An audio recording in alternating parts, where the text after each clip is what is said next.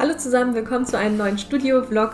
Und zwar male ich heute mal wieder in mein Skizzenbuch ein bisschen und holt gerne auch eure Farben raus, eure Stifte, eure Papiere, eure Skizzenbücher und lasst uns zusammen kreativ sein.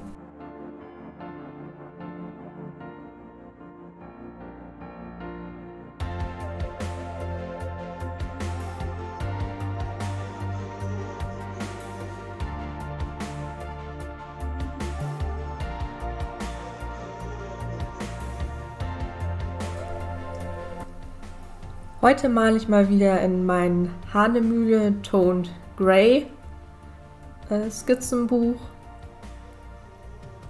Das hier ist, glaube ich, Größe A5, also für mich eine schöne Größe. Mittlerweile zeichne ich ja wirklich lieber in größeren Skizzenbüchern, also ab Größe A5, anstatt in kleineren, weil ja, einem bleibt da einfach mehr Spielraum, noch Sachen zu ergänzen oder irgendwie am Rand hinzumalen oder auch mal eine Doppelseite zu gestalten.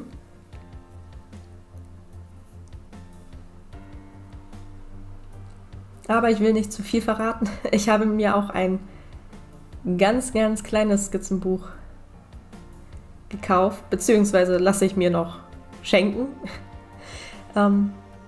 Ja, und das ist halt, wird dann eine kleine Challenge für mich werden.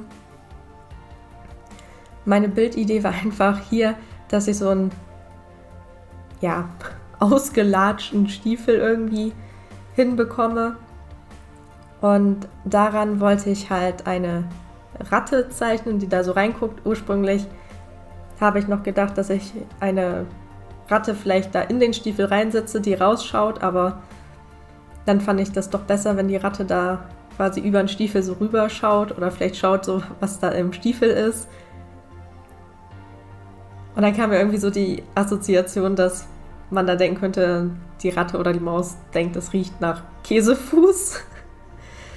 Aber irgendwie ist mir dieser Zusammenhang erst relativ spät irgendwie aufgefallen. Aber egal, ich finde das Motiv trotzdem sehr niedlich. Bin mir nur nicht sicher, ob man tatsächlich erkennt, dass es eine Ratte darstellen soll. Und keine Maus oder sowas Ähnliches. Aber also ich hatte die Intention, eine Ratte zu malen. Und wie gesagt, dieses Motiv ist mir einfach so in den Kopf gegangen, weil ich dachte, ja, was passt zu Halloween? Viele haben ja auch Angst vor Ratten oder sowas und daraus ist das irgendwie entstanden. Dazu muss ich mal sagen, Ratten sind sehr, ja, unterschätzte kleine Wesen, super intelligent. Ich hatte selber mal 6 Stück und einfach total niedlich. Wie gesagt, sehr schlau. Man kann denen auch teilweise so ein paar Tricks beibringen. Ja, und auch, dass man sagt, die übertragen Krankheiten, also diese Farbratten, die man zu Hause hält. Da muss man eher aufpassen, dass wenn man selber zum Beispiel erkältet ist, dass die sich nicht bei einem selber irgendwie anstecken. Ja, langsam nimmt das Bild nun Gestalt an, beziehungsweise die Skizze. Das soll auch einen skizzenhaften Charakter behalten, also es soll jetzt nicht hyperrealistisch werden, sondern mein Skizzenbuch dient halt auch dafür, einfach mal Motive auszuprobieren.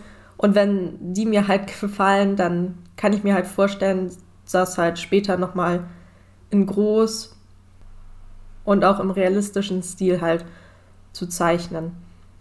Aber so schaue ich halt erstmal auch, ob mir die Motive gefallen oder ob ich vielleicht irgendwelche Änderungen machen müsste. Und hier hatte ich arge Probleme mit den Füßen. Hat mir irgendwie nicht so gefallen. Das müsste ich, wenn ich das jetzt irgendwie nochmal größer zeichne, auch nochmal überdenken, wie ich die Fußpositionen so mache.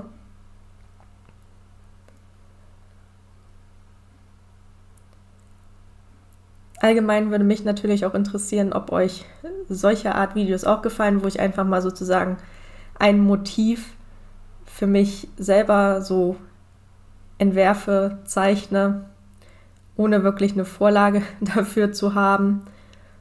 Oder interessiert euch das vielleicht sehr oder halt auch gar nicht? Schreibt das gerne mal in die Kommentare. Und schreibt natürlich auch gerne in die Kommentare, was für ein Tier ihr hier seht. Ja, ich bin gespannt, wie ihr das Tier so wahrnehmt. Als Außenstehender sieht man das natürlich auch nochmal anders als derjenige, der das zeichnet. Und übrigens zum Rattenschwanz, wo ja viele sagen, der ist nackt, der ist nicht nackt, der ist auch teilweise ein bisschen behaart. So. Die Ohrstellung habe ich dann auch noch ein wenig anders gemacht, wodurch die Ratte, finde ich, noch ein bisschen niedlicher wirkt. Und ich habe noch schon mal ein paar Schattierungen mit Bleistift eingefügt.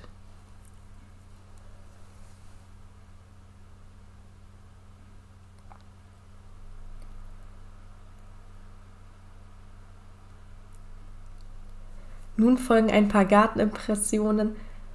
Und zwar seht ihr hier einen Blütenbusch. Und da sind immer übelst viele Schmetterlinge dran. Und das ist so schön. Ich meine, schaut euch das an.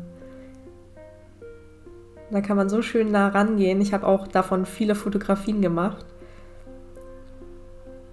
Und auch hier diese Libelle bei uns am Teich.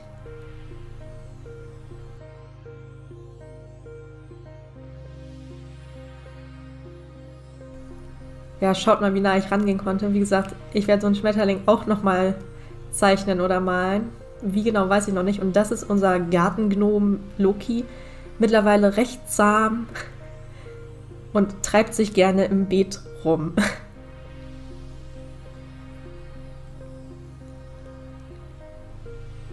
Zum Kolorieren habe ich mir erst überlegt, mache ich das wieder mit Aquarell? Und dann habe ich gedacht, nein, ich probiere auch mal was anderes, und zwar mit Buntstift.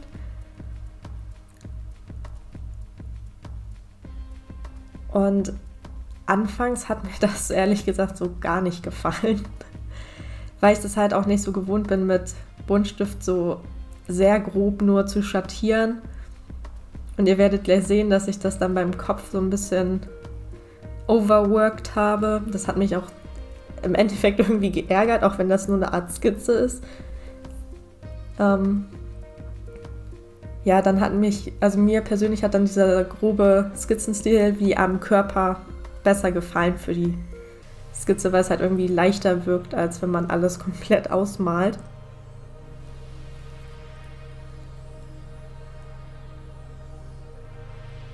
Ja, langsam gewöhne ich mich auch wieder dran, 2 Videos die Woche zu machen. Ich habe schon wieder ein wenig vorbereitet, damit ich halt auch nicht à la Minute immer was noch aufnehmen muss.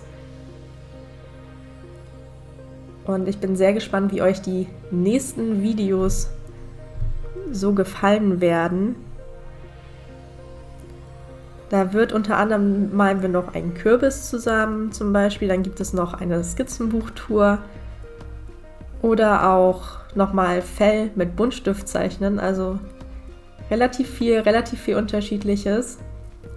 Und ich habe diesmal auch ein bisschen geschaut, wie ihr schon bei den Herbstblättern in Aquarell gesehen habt, noch ein bisschen was Saisonales mit einzubringen. So, und so gefällt mir das übrigens sehr gut, dieser skizzenhafte Stil einfach, weil es ist ja auch ein Skizzenbuch, es soll nicht ganz ausgearbeitet sein, es soll für mich persönlich mir nur klar werden, wo Licht und Schatten ist. Mit einer Acrylmarke habe ich dann noch kleine Highlights reingezeichnet. Das ging tatsächlich sehr gut.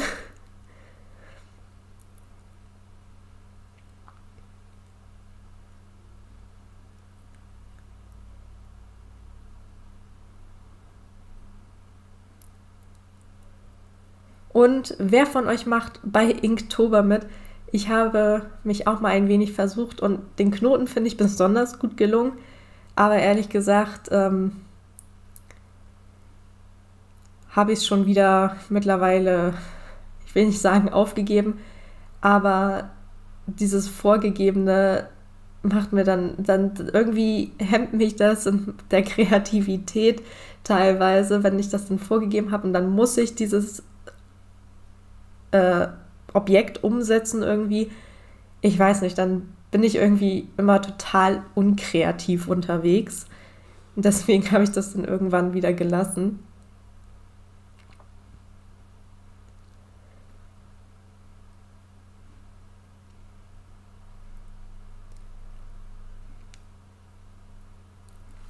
Und ich bin mir selber noch ein bisschen unschlüssig, ob ich das Motiv eventuell nochmal in groß male oder zeichne. Also einerseits finde ich das halt ganz niedlich, aber andererseits müsste es auch irgendwie noch so das gewisse Etwas haben. Aber wie gesagt, die Idee steht. Ich kann ja immer wieder reingucken in das Skizzenbuch. Und von daher ist es halt immer greifbar. Hier mache ich auch beim Schuh wieder ein paar weiße Highlights mit dem Acrylmarker.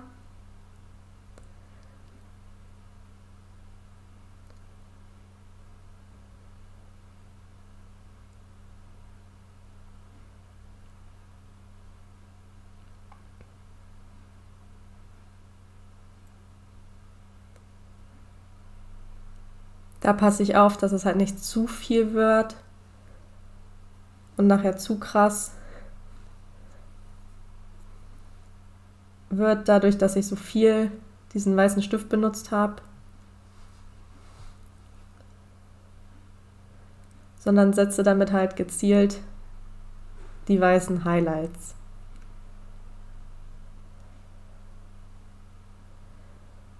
Nun noch den Schatten auf dem Boden ein wenig mehr ausarbeiten. Das mache ich immer gerne bei Objekten, die halt irgendwo stehen oder so oder liegen oder wenn ich Ganzkörpertiere zeichne, dass ich halt einen Untergrund auf jeden Fall hin male. Nun noch die weißen Schnurrhärchen. Und dann habe ich erstmal gedacht, ich bin fertig, aber es folgt gleich noch was. Aber erstmal möchte ich euch zeigen, was mein Mann mal wieder gebacken hat. Einen sehr leckeren Kuchen. Diesmal, nachdem die anderen beiden so ein bisschen gefloppt sind, weil, also mir persönlich haben die nicht so gut geschmeckt. Aber dieser schmeckt echt wieder richtig gut. Und das ist so ein, ich glaube, der heißt Zebrakuchen oder so. Auf jeden Fall sehr lecker. Hier seht ihr jetzt das finale Ergebnis. Ich habe mit den Acrylmarkern noch einen weißen Hintergrund hinter den Schuh und den Rattenkopf so gemacht, damit darauf nochmal der Fokus liegt. Weil das ja so ein Toned Grey Aquarellbuch ist, geht das halt auch ganz gut. Und ich habe noch eine andere Ratte nur mit weiß und schwarz daneben gemalt. Und ich finde, da erkennt man auch, dass das eine Ratte sein soll. Und dafür hatte ich mir auch eine Vorlage genommen. So, dann sind wir am Ende meines Studio-Vlogs angekommen. Vielen Dank fürs Zuschauen. Ich hoffe wie immer, dass euch das Video gefallen hat, dass euch das irgendwie inspiriert hat.